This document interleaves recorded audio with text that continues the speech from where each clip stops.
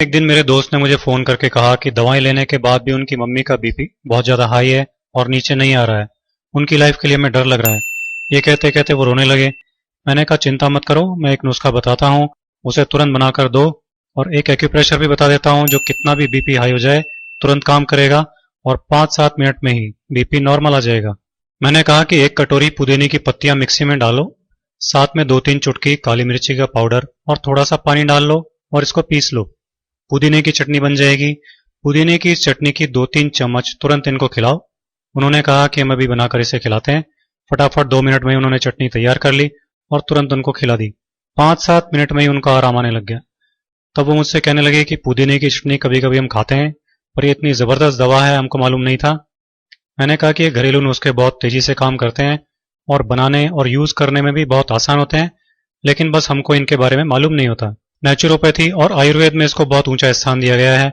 अब आप ऐसा करना कि अभी तो हर 2 घंटे से 1-1 चम्मच ये पुदीने की चटनी को खिलाना और फिर कल से दोनों टाइम खाना खाने के साथ इसे खिलाना।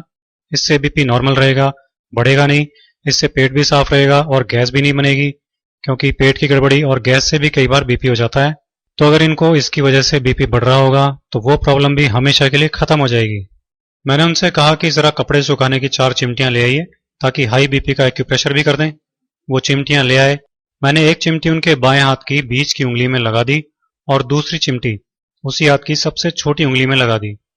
इसी तरह से तीसरी चिमटी उनके दाएं हाथ की बीच की उंगली में लगा दी और चौथी चिमटी दाएं हाथ की सबसे छोटी उंगली में इस तरह से लगा दी। मैंने उनसे कहा कि जैसे ही आपको अनईजी लगने लगे तो आप बता देना, इनको उतार देंगे। 5 मिनट बाद ही उन्होंने कहा कि अनईजी लग रहा है। तब मैंने उन चिमटियों को उतार दिया और फिर बीपी नापा तो बीपी नॉर्मल था। सब लोग ये देखकर चकित रह गए। मैंने कहा कभी भी ऐसी बात हो तो इसे तुरंत कर डालना और इसे रोजाना दिन में 1 बार इसी तरह से करना। बीपी हमेशा नॉर्मल बना रहेगा, जान का खतरा भी नहीं रहेगा। सबकी आंखों में आंसू थे, लेकिन वो खुशी के आंसू थे क्योंकि उनकी मां की जान अब खतरे से बाहर थी। तो दोस्तों, आप भी हाई बीपी के इस बेहद आसान इलाज को यूज कीजिए, अपनी लाइफ सेव कीजिए और लाइफ बढ़ाइए।